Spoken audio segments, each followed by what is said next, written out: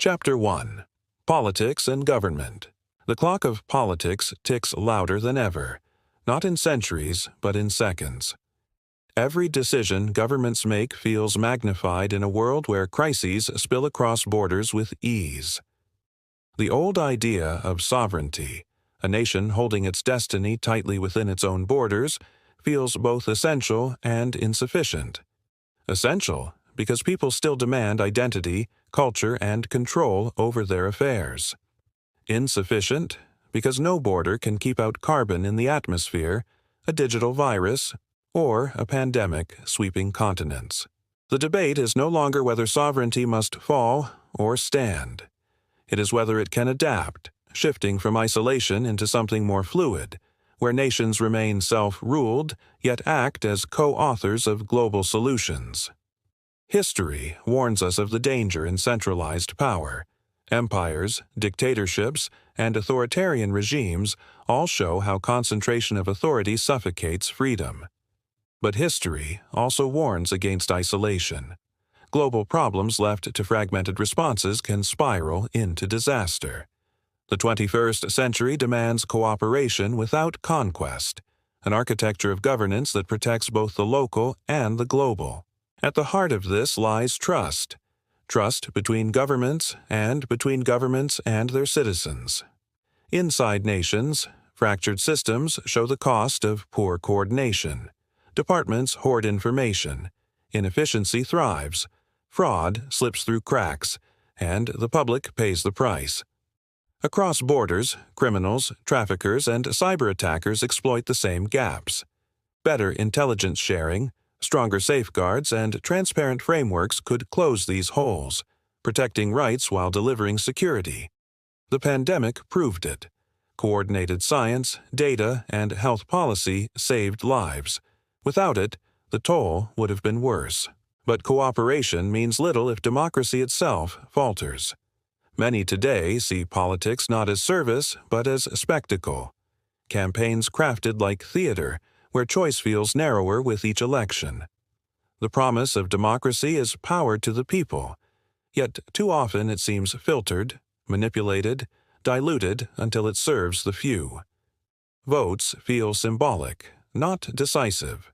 Parties claim difference yet drift together in policy, leaving voters disillusioned. If democracy is to survive, it must be modernized. Transparent systems, auditable elections, reforms that reflect diverse societies rather than binary contests. Questions of representation extend further. Should the young vote earlier? Should leaders have age limits to ensure both maturity and vitality? Should voting systems shift to better mirror society's complexity? Every option carries risks. Immaturity at one end, decline or disconnect at the other. Yet refusing to ask these questions risks leaving systems frozen while society evolves around them. Tradition, too, comes under scrutiny. The monarchy divides opinion. Heritage to some, irrelevance to others. Its survival rests not on its past, but on whether it adapts to modern values of transparency, accountability, and equality. Similarly, climate change tests leadership in unprecedented ways. Can leaders who deny science be trusted with the public's future? Should governments withhold speed-capable cars, restrict peak-hour road use, or impose stricter environmental laws? Each decision signals whether governance bends to convenience, industry, and profit, or to responsibility, safety, and survival. Technology magnifies these dilemmas. A cashless society promises efficiency yet risks surveillance and exclusion. National ID cards could close fraud loopholes but raise fears of overreach. Crises, whether health or financial, often hand governments the chance to expand control, sometimes for the short term, sometimes permanently. What begins as emergency law can quietly become the new normal. Citizens rarely see powers returned. Amid these shifting landscapes, immigration remains one of the most human and divisive challenges. How does a nation balance compassion with security, fairness with practicality? Blanket acceptance breeds risk. blanket rejection breeds cruelty. The answer lies in nuance, case-by-case assessment, and policies that protect both citizens and those in genuine need. Taken together, these debates reveal a political world at a crossroads. The future will not be decided by nostalgia for sovereignty alone, nor by blind faith in global unity. It will be shaped by our ability to balance both, to keep identity while embracing interdependence, to preserve freedom while building shared responsibility. The choice before us is not revolution, but recalibration.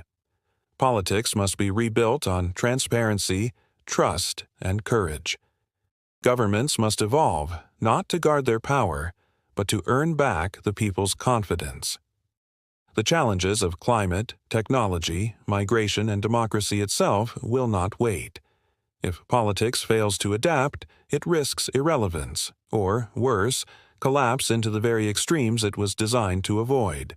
The political future is unwritten. But in asking the right questions, in daring to challenge tradition and demand reform, we hold the pen. Whether that story is one of decline or renewal depends on the decisions we make, today, not tomorrow.